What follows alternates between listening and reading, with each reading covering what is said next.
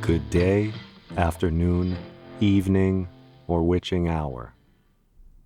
Whatever time it is, wherever you're listening to this episode, welcome back to the Passing Through podcast. I have a special treat for you this week with a wonderful musical guest. So I'm going to keep this brief, but I still want to build a little bit of suspense, so I'm going to give you the eco tip at the front of the episode this time, instead of at the back. And this week's eco tip is to kiss a fish, hug a slug, swaddle a squirrel, and most importantly, taking inspiration from the conversation you're about to hear, learn their stories as you do it. Really, how many times have you seen a slug or a squirrel in your life? And you probably don't know much about them. I don't. Do they produce milk? Squirrels, I mean, not slugs.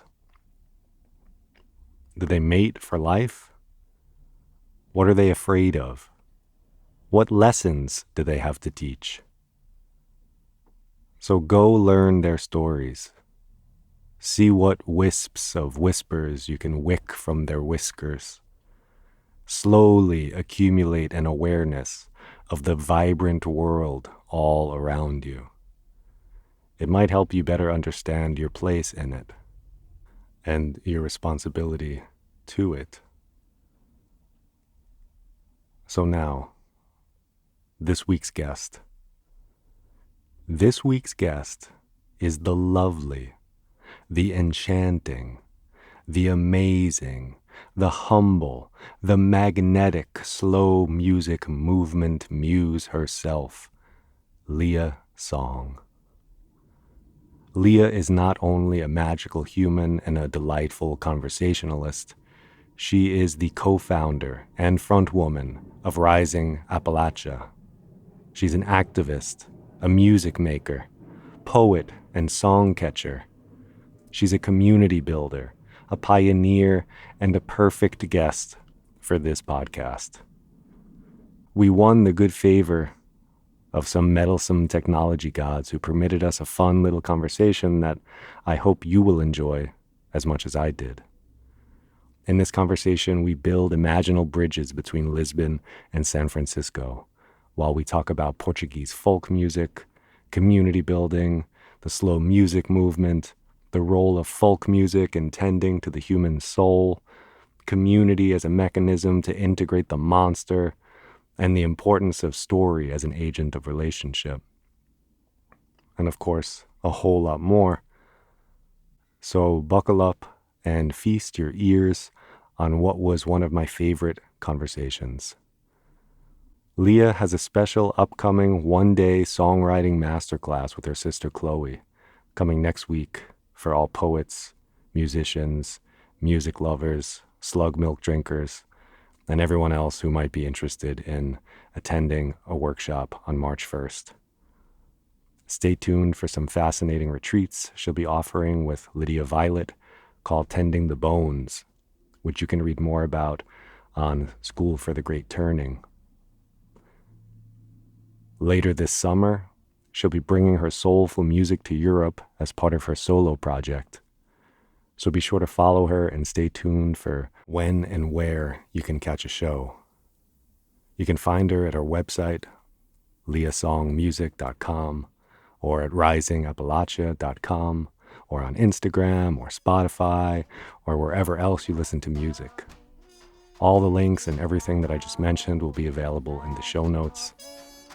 As always, be good to one another, and I'll be back next week.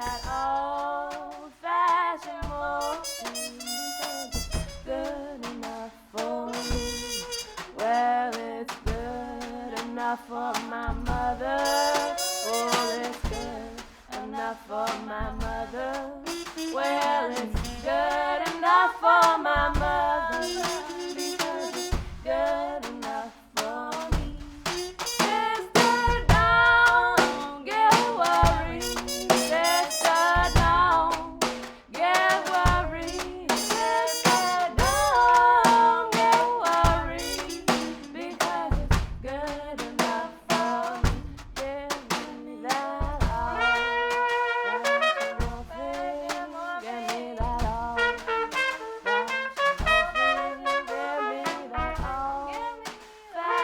Leah Song, welcome to the Passing Through podcast. Thank you so much. It's so lovely to be in a virtual long form conversation with you. Yes, I'm super excited to be in this conversation with you and to be doing it this kind of retro, old school telephone style. So that adds another layer of fun to this for me. Yeah, I know. I'm sitting at a desk and there's actually a real typewriter right in front of me. And I do sometimes wish I was in that era of letter writing and the telegraph and the kind of slow communication. But we got through our hurdles and we have managed to get all of our recording devices functioning. Yes. Yes. And I like that imagery that you're evoking there of the typewriter and the telegraph and slow travel and all of this. And later on in our conversation, I want to get into slow music and all of this stuff. So I'm excited that there's already echoes coming back to talk to us from the future, maybe. Exactly. So your work, it breathes at this intersection of so many things that I love. Community building, music making, and art, interconnectedness, permaculture, animism, activism, storytelling, poetry. The list goes on and on.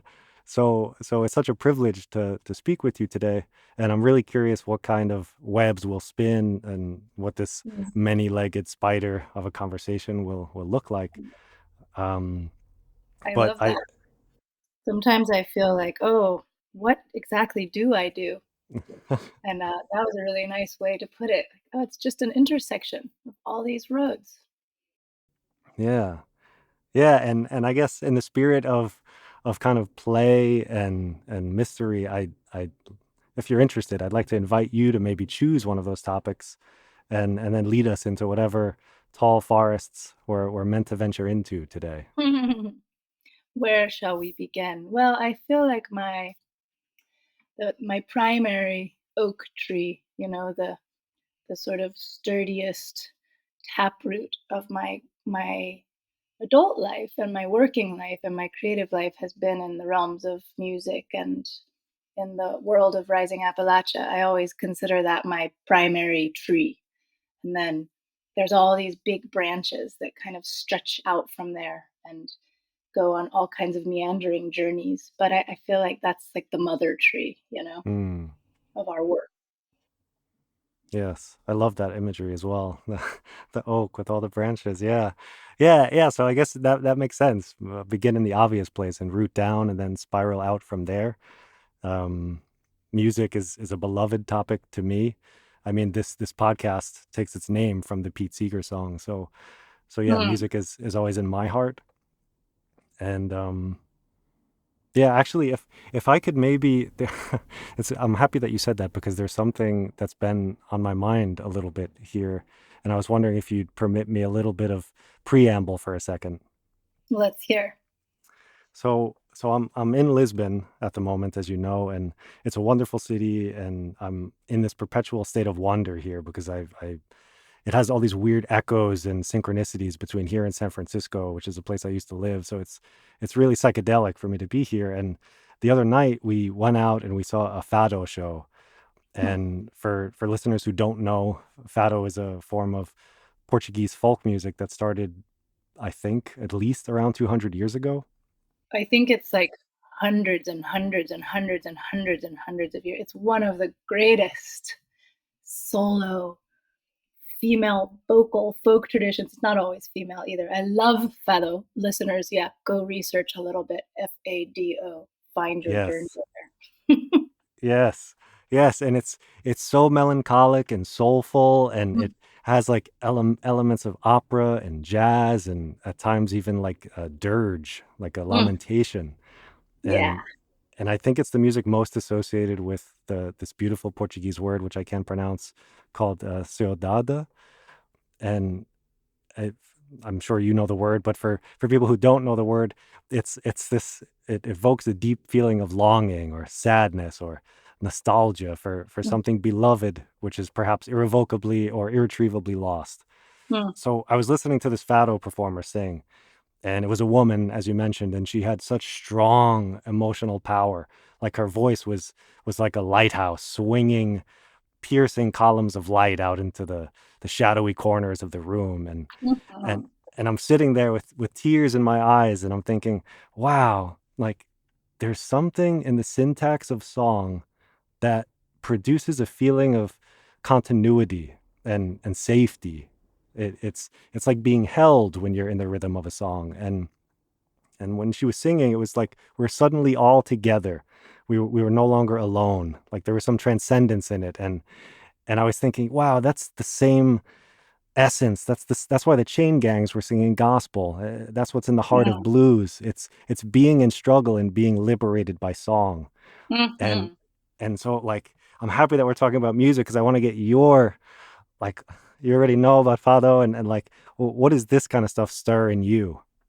Well, I love this. First off, I'm in San Francisco right now, and you're in Oh, amazing. Portugal, so we are creating the very The- bridge that you're speaking of. yes, that's amazing. So that's pretty fun. And I was just in Portugal for the first time of my whole life, just a few months ago, and I did exactly what you did. I wandered around and I found every traditional fado pub and dive that I could possibly find. And there were so many people there that were like, What are you talking? What are you doing? What are you talking about? You know, we're tourists and travelers that just didn't know that tradition. And I dragged everyone that I talked to into all of these little pubs. I had a wonderful Portuguese two hosts that took us to every place they could that had that music. And you know it's interesting because I don't have I have a little bit of Portuguese ancestry, but it's not something that I've explored. My dominant ancestry is Irish and in the Celtic Isles. And I remember first hearing fado music. I grew up in American and Irish folk traditions. Born and raised into music traditions since I was really since I was born. Beyond before I was born, and I was conceived on tour. My mother was playing jazz piano, and my father accompanied her on a tour, and that was where I began my spark. Wow, Um, amazing. yeah, it's fun. There's fun stuff in there, but and then so I was raised with all of these like wonderful ballads and boleros, the traditional fiddle tunes, and a lot of the dance music, which we can talk about as we go. And I remember as like a 16-year-old girl hearing fado for the first time, the Portuguese tradition, and just being absolutely taken. Like, okay, Hmm. this has a power that I haven't fully reckoned with, and it's just this lone voice and a one instrument. And like you said, it's that sense of nostalgia, it's that sense of longing, which is why I love traditional music and folk music so much, and have built an entire body of work around that love. Is that there is often in the music that I love the most a sense of longing. And Hmm. it's not always the space that I wanna be in. Sometimes I wanna be in a celebratory space, and I have to pick and choose what I play in the morning carefully, because if the right evoking music comes on, I will just sit, and my whole day will kind of shift gears. It will go more internal, and that's what that music does to me. It just stops me in my tracks completely, and that was the beginning, in a way, of some of my own understanding of song. And that, when you're raised in a tradition, you often have to go wide outside of your tradition to return back to find out where the taproots, where the anchors are. And that was the beginning of some of my journey away from what I was raised with, to then return and find it in my own story. Yeah, that's great. I love that the music is just running in your veins from before you were born and you had this experience at 16 and then you wind up in Portugal. And where did that once you heard the music here in Portugal live in the place that it was born, What was it like? How did the journey open after that? Yeah, it was wonderful. I mean, I was there only we were doing a small tour, myself and our amazing fiddle and cello player, so we were a duo, and we did just Ireland and Portugal. Those were the places that I really wanted to spend time and really wanted to immerse into the music traditions of the land. And it's interesting because the Irish music is very spirited. I would say it's quite joyful. Mm. Um, even in its haunting, it's joyful, rich, wild, fast dance music, and the ballads and the songs maybe a little less so, but the weather in Ireland is just wonderfully dreary. Yeah. It's gray, it's Yes. rainy. If you don't love it, you don't love it. I love it, but it is gray, and everyone knows it. It rains, and it's got blustery wind, and your primary color scheme is gray and green. And so there's this like spirit where the music holds this jubilance. And it was so interesting to then go to Portugal where the climate is nearly Mediterranean, it's bright, it's sunny, there's long like streams of sun coming in all the time, and all of the buildings are like yellows and whites and that beautiful blue. Mm. And then the music has this deep sorrowful longing to it. And it was so interesting and really, really captivating to sort of thread those two places and the soundscape and I'm like a backdoor musicologist. So I get obsessed with this. Why has this been evoked here? What is the difference in the foods? What is the difference in when the music is played? You know, what does it evoke? And so I had such an interesting time kind of following those threads and making sense out of what I think of as the service of folk music. You know, I think it's really there to help people make sense of and survive and find solace and find joy and find answers to kind of the unanswerable questions of life. And so, witnessing how the music interacted in these two places that have been so powerful in my own story in different ways it was just like a jolt of inspiration, you know? It was like a reviving of like, I love this. I love this topic. I love this conversation. I love understanding what music does in the body and in culture. And it just, yep, it was just like a complete reboost. And I needed that. So it was a wonderful, wonderful trip. Mm. Yeah, thank you for that. And and yeah, I see musicians as kind of celebrants or performers of sacred ritual in that sense. It's like you're saying, it's to provide solace and to heal and to make sense and to but above all, it seems like it's a practice of community building. I think so. And that's what I loved about the slow music movement that you were involved of because it was such a lovely concept to leverage music as a public good and get people in connection in physical space with one another. So I was wondering if you could talk a little bit about that for folks who may not know what it is. Yeah, totally.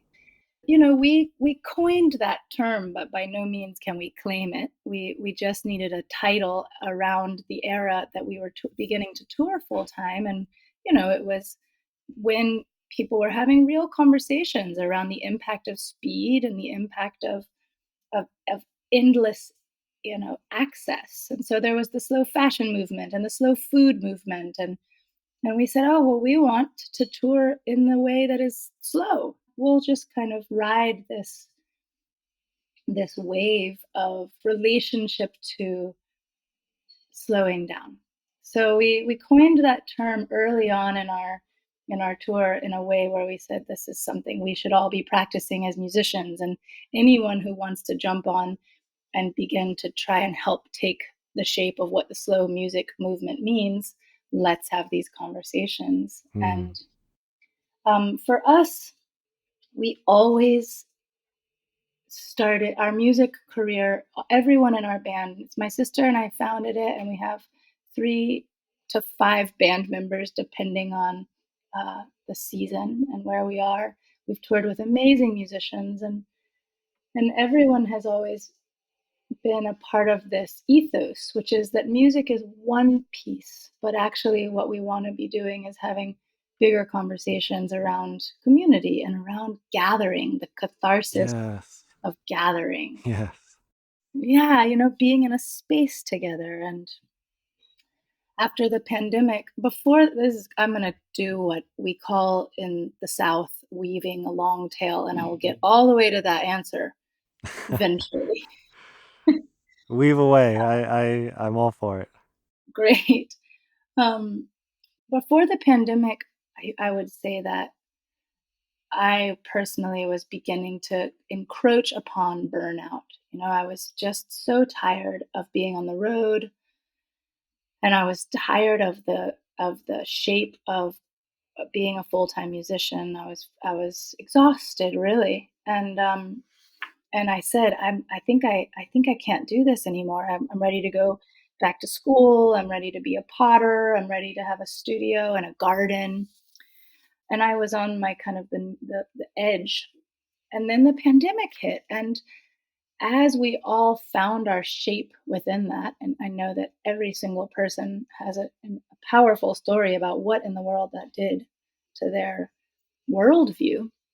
For me, I started realizing as time went on, and now, all the way since then, that we were in a crisis of community, of gathering, of being in physical space together. Everyone is able to be on their phones, people are able to work on their computers. There's not public transportation or libraries or community dances or churches, for that matter. All of these things have sort of fallen way to the wayside, and so the spaces where people just gather with strangers or with neighbors is very, very, very, very limited at this point, I think, in our modern story, and probably less so in Europe, because at the very least Mm. there's still a lot of walking communities in Europe, which is something that I very much love. But in a lot of modern Western culture, people are isolated, and that's when I reclaimed my understanding of our purpose in music and in performance, and was able to situate myself back into a place where I said, okay, our job, by and large, is to gather people together in a room so that they can cry and dance and sweat and sing and maybe have awkward conversations or maybe have no conversations. But like, you're welcome in that space, no matter your age, no matter your political preference. Like, come gather and just be in a public space together in community, and Mm. experience that. And it brought us back, I think, to the early purpose of our work, and that was such a valuable, return for us to the slow music movement. And I can kind of unpack that, the more technical part of what that means, if you'd like. But I think psychologically, it really just brought us to that core, which was, we do this because we want to create spaces where people can gather together. I love that so much, and it makes my heart bristle, and in a good way, like goosebumps on the heart. Nice. Yeah, I so much agree with that, and I think that is at the heart of music. And I actually remember being at a show in San Francisco at the Fillmore. The Jeff Tweedy was doing an acoustic show over there, and he got on stage and he was talking with the crowd. He was bantering, and he said something like, "Isn't it great that we're all together here?" And we're kind of doing what religion tries to do, right? It's bringing people together so we Mm, could all be a part of something instead of apart from something. mm, And it was such an interesting turn of phrase, and it's the same concept. It's like coming together, bringing people together, forming alliances, relationships of mutual aid and solidarity and mhm. care. And thank you for that movement. Thank you for bringing that into the collective awareness of the music industry. And yeah, it's amazing. That's really great. Thanks. Yeah, and the nuts and bolts of it just because it does have some nuts and bolts, is that we also try and gather local storytellers or farmers or poets or activists or folks that are working in the prison justice realms or folks that are working around homelessness, and we bring those voices in each town and have them set up a table or information so that the local community is in contact with itself around Mm, what's going on, because that's one thing we wanted to kind of take the the the facade of the stage away a bit. We are not going to be experts at what's happening in each town, but if we're the people that are able to gather, then we can call the experts in and they mm, can share the information of what's going on the road. And we, as often as we possibly can, try and bring in local herbs, herbalists, the folks that are working with the plants, the flora, the fauna, food that is seasonal and in relationship to the place that we're at, so that our relationship can also actually be ingested to the place we are. And these are not uh, these are not simple things to do in a touring economy. So it was no. always an interesting upriver conversation to do this, but it makes such a big difference, just these small gestures to try and make it a more sustainable emotionally and more sustainable, physically as well. So it's a blueprint that we hope will grow and grow. Yes, me too. Thank you for pioneering the way there. And Mm. there's so many tentacles springing out of the what you just said here. Land-based practices, ritual, herbalism, animism, prison reform, activism. So I'm going to try to start pinning some of them down and getting a hold of them because there's one aspect here. There's an interesting segue from community into prison reform because I think there's a lesser spoken about aspect of community that's been on my mind lately, Mm. particularly with the political climate in the U.S. Oh yeah. and and that is building community with the monster. We tend to want to build community with the people we like or the people that we share common interests or values with, but what about the other?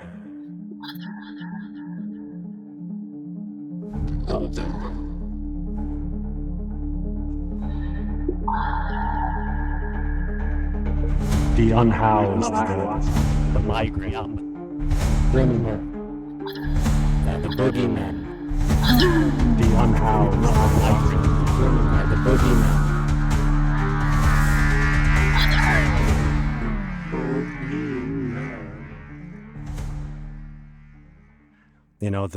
The unhoused, the outcast, the migrant, the criminal, the boogeymen that are under our beds. And so you've been involved in this kind of work for some time, and I'm curious what that journey has been like for you and what the intersection of those two things are like, community and prison reform and dealing with the monster and what it's taught you.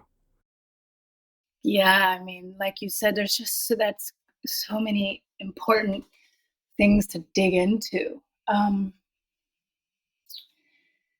for starters, I would say my sister's name is Chloe, and we're blood sisters, and we grew up in the South. We grew up kind of in a radical family in the middle of Georgia, which is we were in a wonderful city called Atlanta, but we have always been a bit of outsiders in as Southerners. Grew up in an Appalachian folk music community with pretty radical, progressive parents, and so we were always. So I feel like our relationship to quote outsider culture has just always been intact. Like we all had to know how to get along in the South, and that there's just people don't share political beliefs, they don't share spiritual and religious beliefs, they don't share ethical and moral beliefs. Not to say that one is better than the other in anyone's perspective, but neighbors get along. You don't ask a lot of questions. You show up and you support each other and you cook food for the local school, and people are friendly. They say hello to one another, and that's kind of part of our compass, and it always has been, that we know that our music and our conversations and our political beliefs are not always going to be the easiest thing to digest amongst our southern rural Appalachian neighbors. Mm. And also there's kind of a code that, for better or for worse, I'm really quite fond of, which is that you show up for each other and you maybe don't ask too many of those questions. You figure out what you actually do agree about and you move from there. And we saw that so much in this recent storm, just how much people were able to support and heft heavy loads and take care of their neighbors, without asking too much about whether we all agree or not. And as a visitor in California, it's really interesting because I think that there's such a sense that people really are all on the same page out here, and so there's like almost a shock and an awe when you kind of run into folks that don't agree with you, and that's just something that we are so used to. We're so used to being like, how are we going to express ourselves in a way where we can not alienate people in the room who don't sit right where we sit in this perspective? And, that's actually a skill that I'm really proud of in our community and in our culture as Southerners and in the music realms. It's like we've always wanted to make protest music that doesn't slam anything down anybody's throats, that asks questions and asks people to maybe be curious about where their position is, be curious about their neighbors, be curious about their belief system, and that we can do the same, that we're not on a high horse and that we have the almighty answers to anything, but that we're going to try and create music and conversation and art that asks questions and almost does so gently. And it took us a while to get there. We maybe used to ask the questions a little bit louder, and now it's like we're just going to stir things because nobody responds from being yelled at or being No. criticized or being told that they're morally incorrect. That doesn't conjure a sense of community outreach. It creates division, and so that's our long haul exploration in ourselves. Um, and to tie it into what you were saying about kind of like the big monsters, I think it's really similar in the sense that it's so easy to say they have done this. Look at what they're doing. This sort Mhm. of invisible they. And usually there are humans in all kinds of situations and all kinds of empires and in all kinds of corporations and systems where the system itself is failing, but there's not necessarily a ton of just deep malicious individuals. There are a few. There are some nefarious people in the world for sure. But a lot of times if you can connect and build a story with somebody, you can understand how they got to the place that they are in. And that goes Yes. across the board. It goes to the prisoner who is in prison on death row for a murder that they actually have an entire story with. And it goes equally for the person that's sitting at the top of the boardroom, that's a CEO and running huge business moves. You can sit with anybody in these situations and start to say, oh, well, what was your relationship like to your family? Oh, Mhm. who took care of you and who nurtured you when you had an existential crisis as a 14-year-old? What was your school like? What was your life like at home?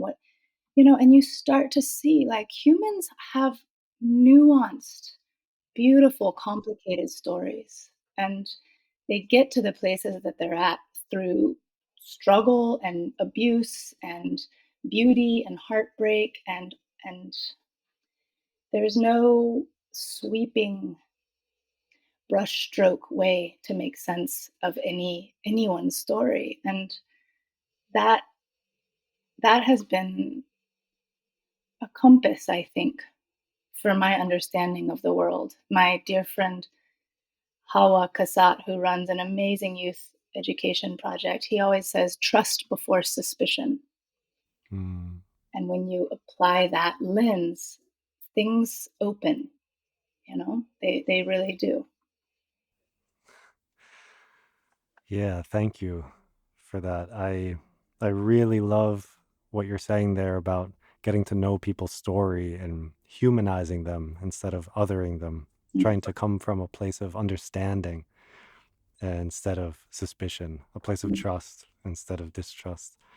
And and I think there's an interesting connection there because one I know you're involved in various forms of activism, not just prison reform, environmental justice, food justice. You've been involved in activism. I know activism was even before the music, but Mm, there's something about knowing the story and extending our sense of community outward to the natural world, not just to other people, but to the world around us, and recognize it as animist and alive and sacred, and knowing its story, like knowing the story of the chestnuts, mm, knowing the story of I don't know, the strawberries, whatever plant or animal you want to choose, but getting into that relationality and storytelling with nature, I think evokes that same sense of care and wanting to honor and protect and nurture that we feel for one another when we know each other's stories. And so, yeah, I think what you're talking about is really important and really at the heart of what's interesting to me right now at this point in my life is extending that community outwards into things that most of society considers dead or right. inanimate or not having agency or even personhood. Like my partner right now, we're trying to help a river be recognized as having agency and personhood so it isn't polluted, it isn't Mm, destroyed. So like these types of things, I think we're at an inflection point where if we can take what you're describing here, and how we treat one another and bring it out, we can see the world in a different way. you're 100%. No, I mean, I grew up, like I said earlier, with a lot of relationship to the sort of old world Irish Celtic faiths, courtesy of my father. And So you know about the fairies. I not only do I know about them, but they are around my life. They are in it. Mm, And I know that this will probably come across to some people as just literally crazy talking, but I understand the relationship for me personally within what is considered inanimate objects. Like things have a spirit and they have a personality. And if you give them a personality, then they grow even more so. And as a kid, I used to name everything: the refrigerator, the chair, the car, my pencil. It made my life more fun. And I just enjoyed, like, oh, well, what happens if, and young people know this, little kids know this. You spend time with toddlers, like all the books are about like the trash truck and the relationship with the rug in the bedroom and the coat hanger, and the coat hanger at night becomes a magical flying dragon. And such a joyful part of childhood. But as for me, that has carried for into my whole life in a way that mostly just brings a sense of, it's like a remedy to loneliness in a way. mm. Like I think if you find yourself in a place where you are feeling isolated or lonely or disoriented, and you can really ground into wherever you are, the ground around you, the structure that you're sitting in, the texture of the wind outside, the way that your shoes fit around your feet, all of a sudden, like, you don't feel lonely. You feel, oh, I have so much support and relationship and communion all around me, and it becomes this kind of infinite wealth in a way. Yes. And Yes, this I is such love that. abundance. Yeah, it's abundance and it's all around. And also, like we saw at the top of this conversation, I also have strange relationships with things. Like it will inevitably be that technology will not work for me. It has been this way since I was 20. It just Mm. doesn't. Me and the technology people, gods, creatures, whatever you want to call them, algorithms, we don't understand each other.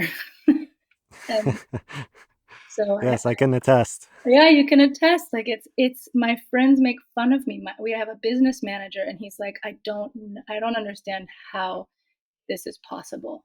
And it just if it's related to tech, I have to be patient. It's something's not going to work.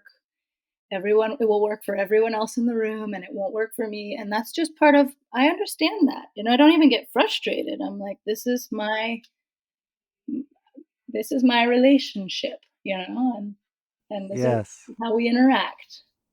Yeah, I love that so much because that's you're talking now about a lesser spoken about aspect of animacy, which is like that what if these things don't really get along with you? What if your relationship isn't so good? And Right. now you have these weird things happening, and how do you fix it? How many bones do you have to throw on the floor? How many dances? How many chants? How do you appease these insatiable gods? Yeah. What happens when they don't aren't in your favor? Yes. And you know what? I haven't given this much thought because I'm a layperson in pretty much everything. But when I when I think about this, it's like part of like building that relationship and knowing that story between these things that we don't even recognize as things. Maybe that's an important first step. Like in your case, you know that okay, mm, this is our relationship. This is what it is. Mm. And just starting to recognize it and have this dialogue and be open to it. And I don't know, maybe that's the first thing that you do to walk on this path of reconciliation. And not that you should in this case. I mean, maybe you shouldn't be friends with technology. But for someone who's listening and they're like, I'm always clumsy. Every crack in the road finds my foot. And I've broken Oh, so many bones. What can I do? Maybe the thing that we start to do is to start to greet these things and recognize them and speak with them. There's a book I'm reading right now called Braiding Sweetgrass that I can't shut up. I just oh, keep talking about it with everyone, and it evokes the same idea, these same concepts, where it's like every morning wake up and do a Thanksgiving address to all that is, to all this abundance. Greet the wind, greet the sun, thank the moon, thank the soil. Do these things, and I've been doing it, and I feel a difference. I do feel like these things start to cool, to whisper to you. They start to engage you in a different way.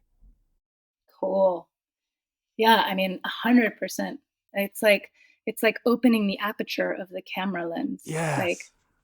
if you start paying attention, even something really simple like looking around at what's in the room with you right now, everything will start to come alive. You'll notice, oh, I didn't notice the texture of this desk. I didn't actually see that there was like a particular undertone to the paint in the corner. Like the aperture opens, and you just start to notice everything, and then everything will start to notice you back. You know, Mm. and and I think that's really real. But I love what you were saying also about kind of leaning in and greeting the relationships that are harder or that are not that don't come as easy. And I think that's a really interesting key to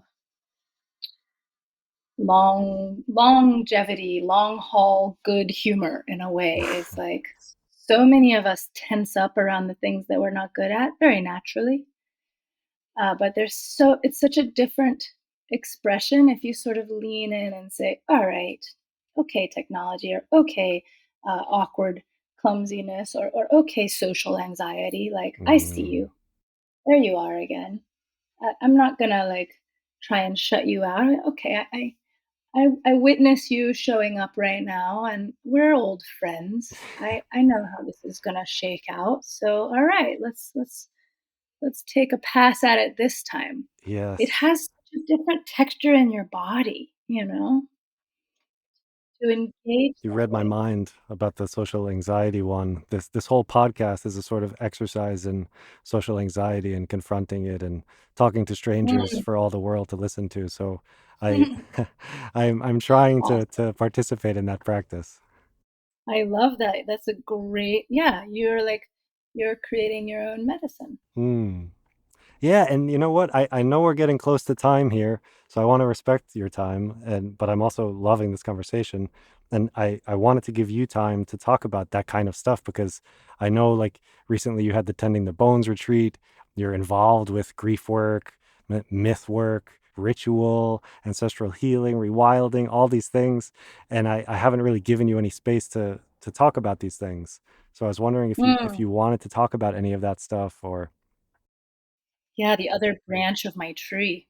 Um, yeah, let's see if I can give it some synopsis airtime. My relationship to kind of animism and folklore, it first off started in my upbringing. Like I've already said, I was raised with a lot of relationship to folklore and story.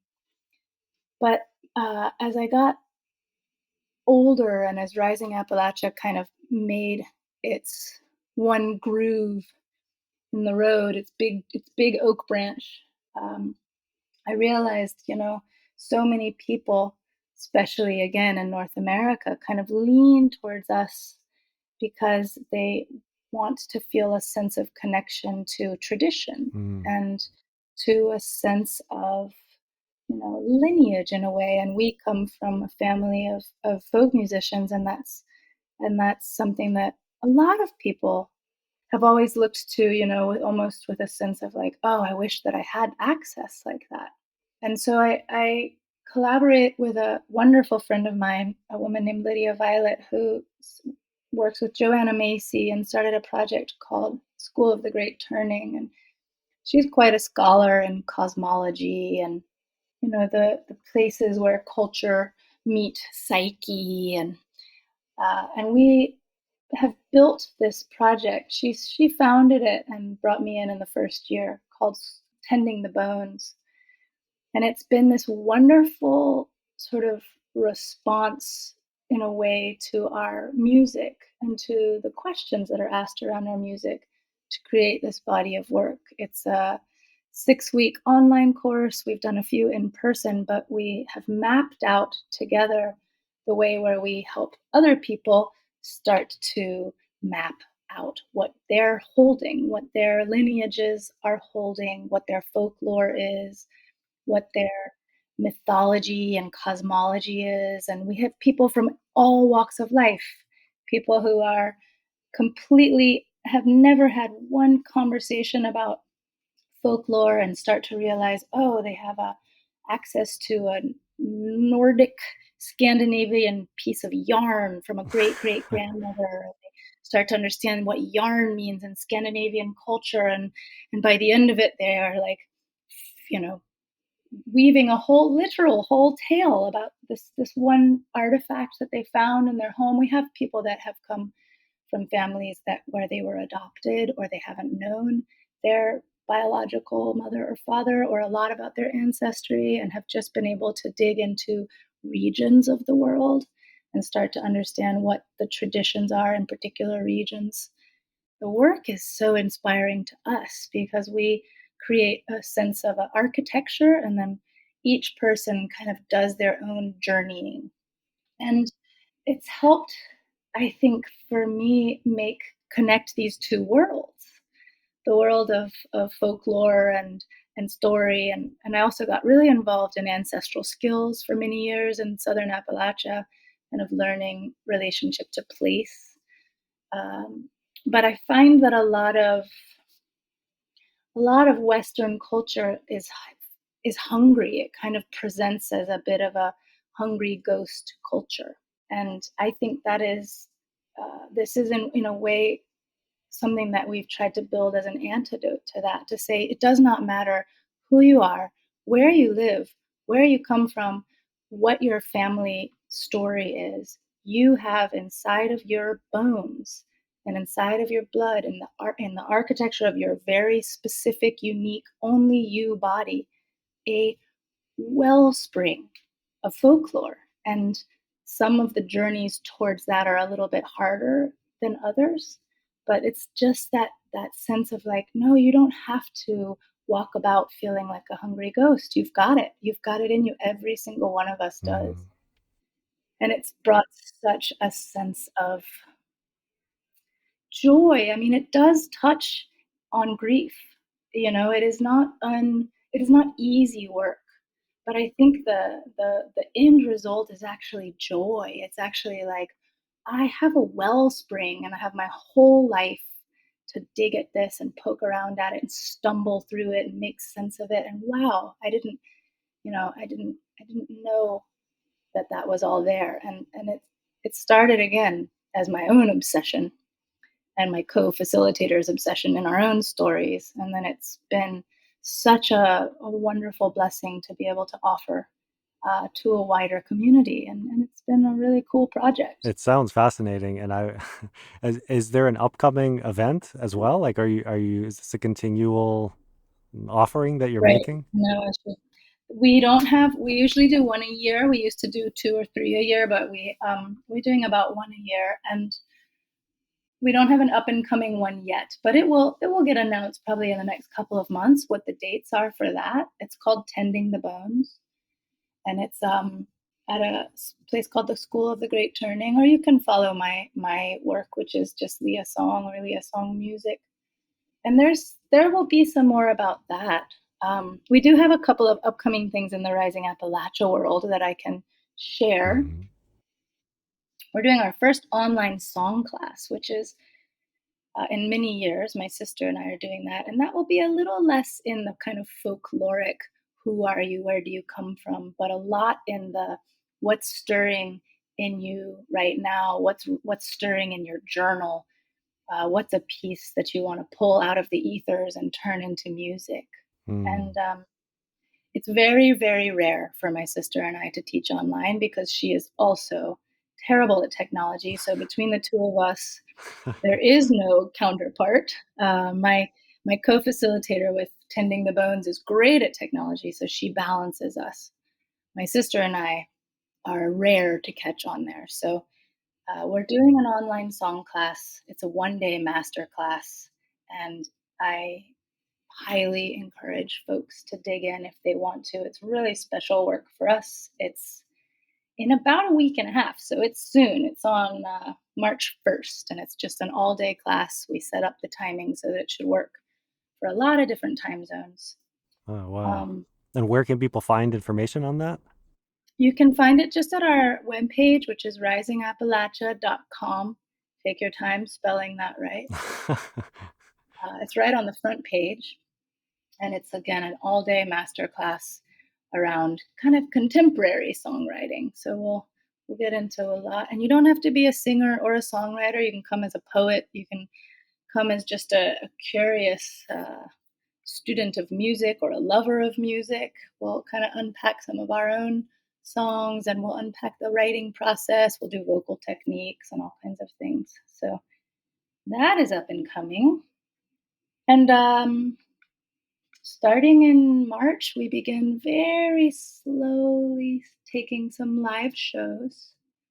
We've been hiding out, So and your radical sabbatical is coming to an end.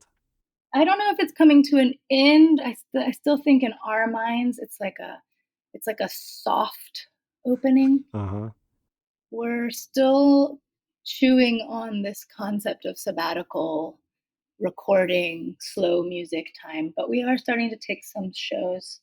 We have 1 month, one weekend a month for the next 6 months with some shows in North America, and then I'm looking at coming back over to Europe as a duo in the summer as the Leah Song project. So lots of things in the creative cooker. Amazing. Yeah, all of those sound exciting. I'm looking forward to all of them.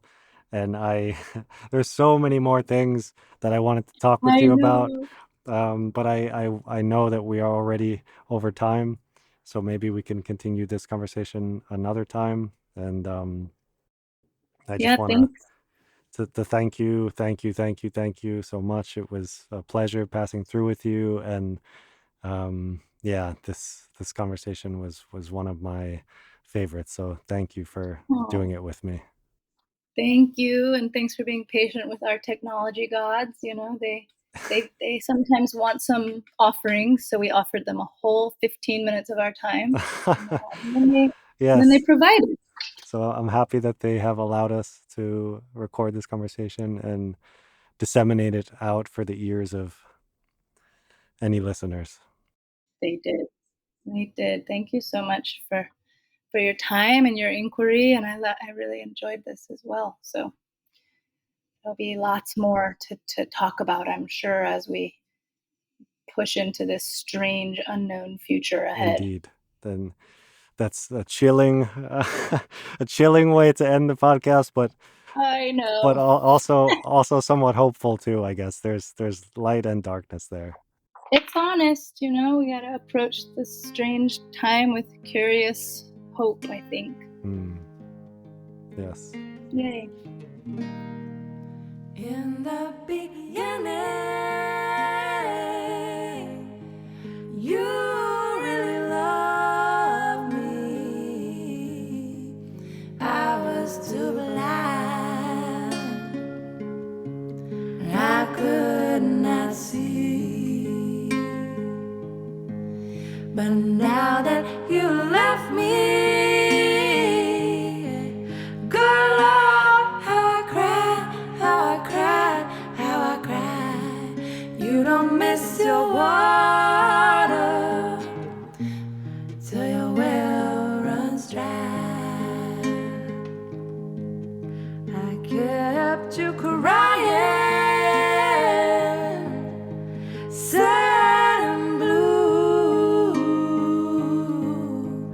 I was unable, just couldn't be true.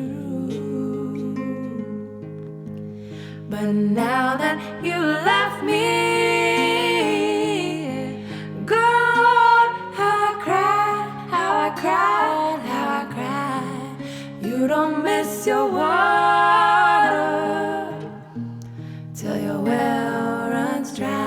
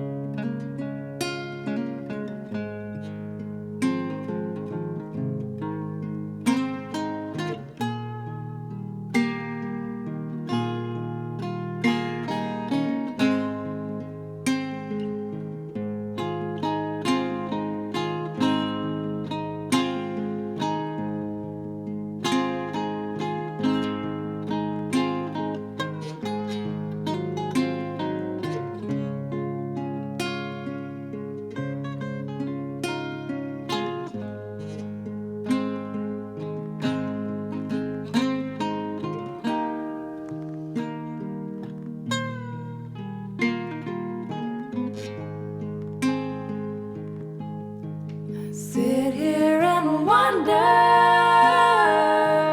how could this be? Whoa, I never thought you would ever leave me. But now that you left me, good Lord, how I cry, how I cry, how I cry.